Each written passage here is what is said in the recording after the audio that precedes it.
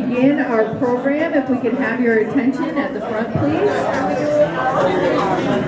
Feel free to help yourself to breakfast if you haven't already during the program, and if you haven't already signed your waiver, you can do that while the speakers are talking as well. Thank you.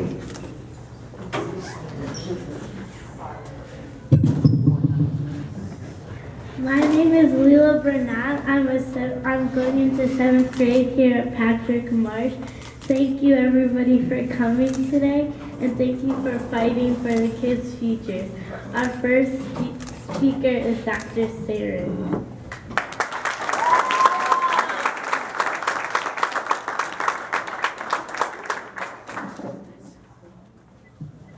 Such a great example of our students here. Thank you. Awesome introduction.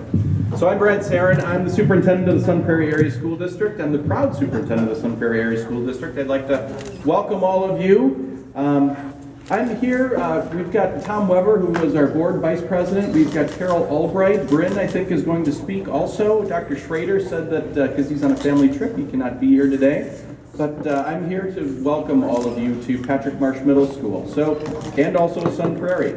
This is a middle school that serves 6th and 7th grades, and there's about 700 kids in this middle school.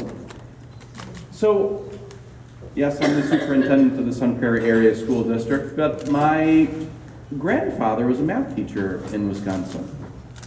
And my dad was a 42-year English teacher and a Milwaukee Public Schools graduate.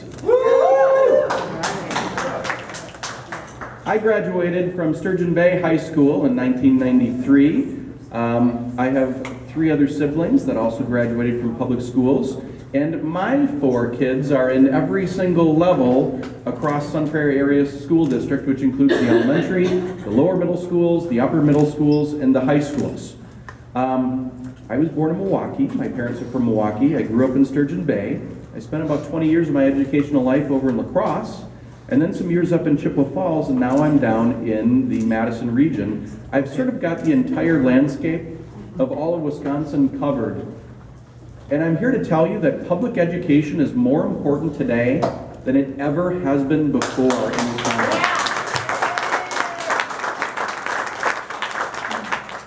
And I know that you know this, but when the Blue Ribbon Commission, when the Wisconsin Education Association Council, when the Wisconsin Public Education Network, when WASDA, when the WASB, the governor, and the state superintendent all have a similar message, someone down the road has to hear that message. And I want to thank you in this march for carrying that message all the way down to the state capitol. Thank you. I think at the heart of my message, it's very simple, is that the needs keep growing, but the accountability of our schools and our educators never go away. And so we need to match the funding to the expectations and the services that our kids deserve. Thank you for making that march down to the Capitol, and thank you on behalf of all of the kids of the Sun Prairie Area School District.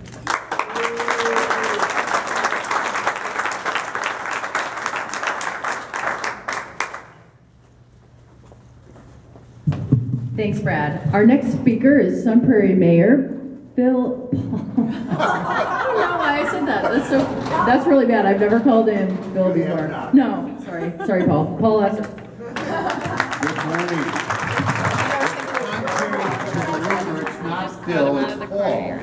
But I do like the name Phil. I'm so sorry. That would be a good choice. No, I was at an event last week and I was introducing the person, and his name was Dan, and I kept calling him Dave, and I wouldn't leave it at one time. I did it repeatedly, and then on the way up he says it's Dan.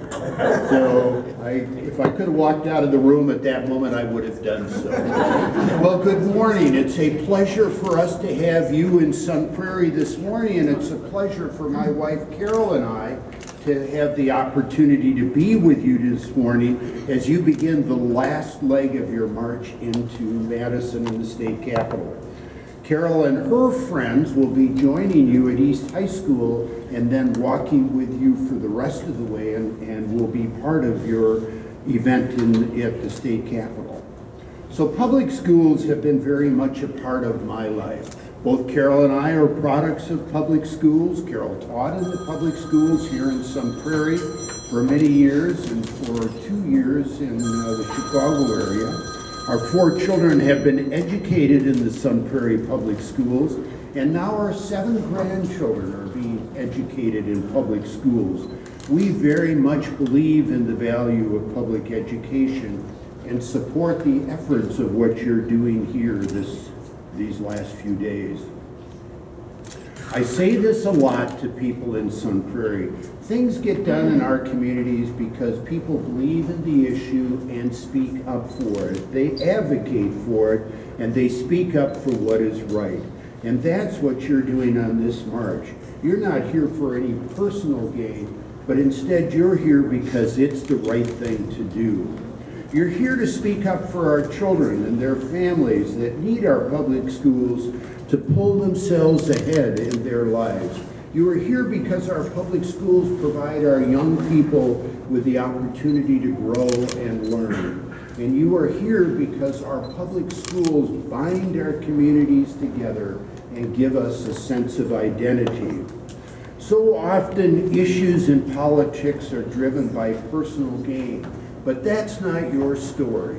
What you're doing here is a story with this march of personal sacrifice for no personal gain, and that's what gives this march such strength and value.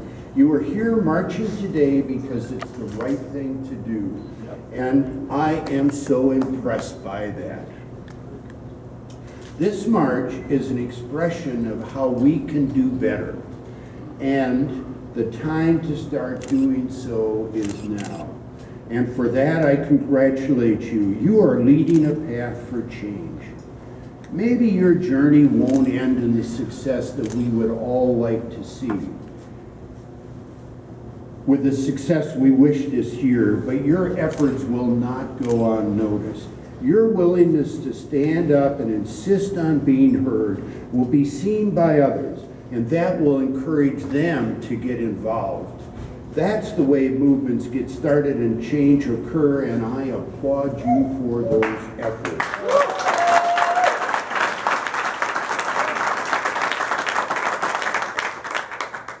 Shortly, you will leave here and start your walk into Madison, and know that you go with my best wishes for today and your success, and all of the Sun Prairie community wishes you well in what you're doing. The community of Sun Prairie and the city of Sun Prairie has a close relationship with the Sun Prairie School District, and that's a partnership that benefits everybody. I'm sure that's true in your communities, and with that thought in mind, I, as a city representative, support the school district and you in what you're doing here today. So I want to thank you for what you're doing for the state of Wisconsin, for the leadership that you're showing by doing this, the willingness you have of giving up your time to do this, and I wish you the best in Madison today. You let them know you're coming. The representatives that in the state legislature and assembly that represent Sun Prairie are totally in support of what you're doing. So you are in a good place to begin your march. Have a good day, and thank you for spending the night in Sun Prairie. Thank you.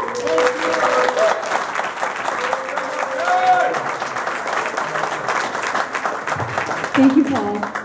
Our next speaker is Sun Prairie School Board member Phil Horton. Oh, excuse me, Bryn Horton.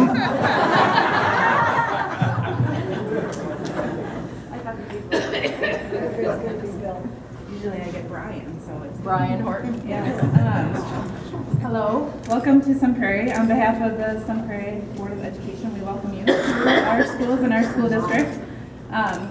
I wanted to start last August, our school board passed a resolution requesting that the then Governor Walker and the legislature up special ed reimbursement to 90%. We transferred last year $14 million from our Fund 10 to our special education fund. So there's definitely a need, and that's a message that we've carried through from August until now.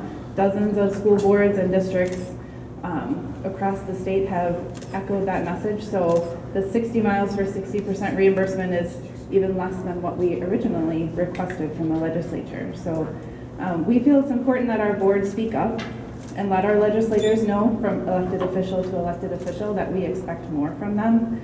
So the resolution was definitely something that I don't have tons to say, but I wanted to say this, and I am proud to be a part of a group of people who are willing to make sacrifices and to let people know that our kids deserve the best that we can give them. And I will be proud no matter the outcome of what happens after the legislature votes on the budget. So thank you from my parents' heart for what everybody does here right now. Thank you.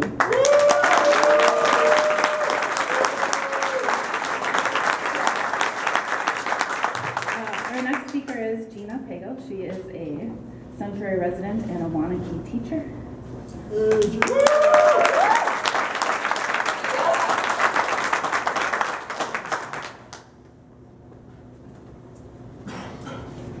My name is Gina Pagal, and I grew up here in Sun Prairie, the daughter of 2 lifelong learners and teachers. I just finished my 12th year of teaching kindergarten through 4th grade Spanish and social studies in Wanakee.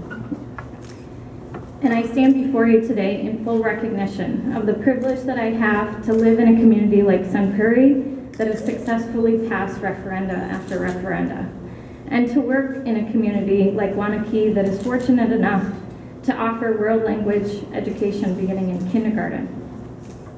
I also stand before you, shoulder to shoulder with marchers from across the state today to highlight just how flawed the state's funding formula is, and to insist not only in long-term fixes, but the common sense education budget proposed by Governor Evers be considered by the legislature. All of Wisconsin's kids deserve to have their community schools supported. We demand that our state's future be funded fairly. In my classroom each day, I see the future looking right back at me. And I have no doubt that a sincere investment in our state students is an investment in the future of the great state of Wisconsin. There are a few key asks that we must make of our legislators today. In terms of special education, we must restore the reimbursement to 30% in year 1 and 60% in year 2. Right.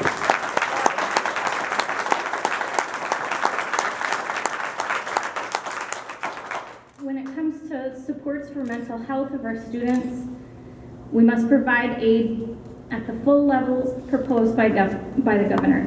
This is a clear area of need in our schools, and it must be funded fairly.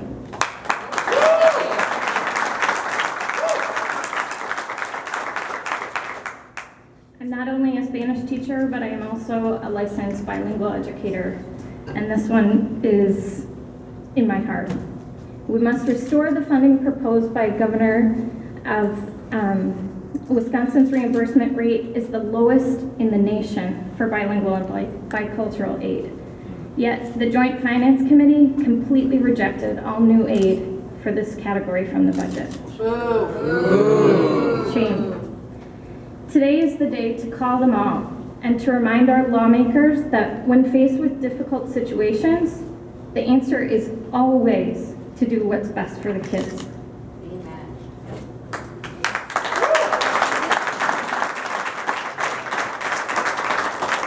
In closing, this march has reminded me of many significant marches that have drawn attention to important issues and brought about social change. One such march was led by Cesar Chavez, a hero of mine. In a recent article written by his son Paul, an exchange between the two of them was recounted. "Did you do everything you could do?" my dad asked. "Yes," I answered. "Did you leave any stone unturned?" "No, I did everything I knew how to do." "Did you work as hard as you could?" "Yes, I did."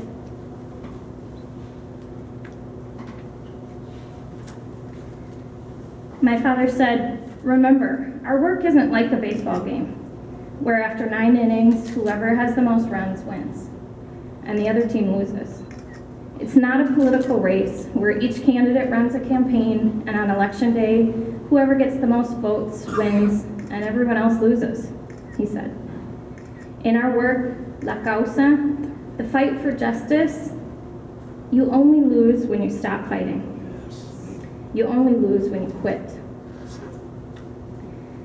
My father added, let's go home and get some rest because tomorrow we have a lot of work to do.